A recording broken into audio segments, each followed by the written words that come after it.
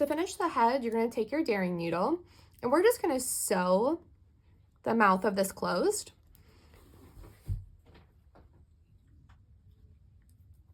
I'm going to work my way around in a circle using the front loop of that last row that we did, slowly closing in this gap here.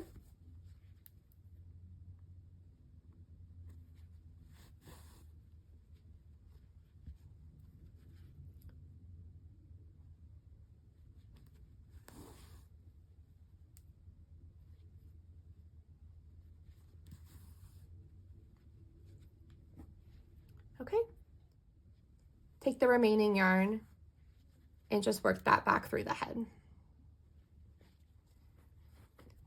And then cut the remaining yarn.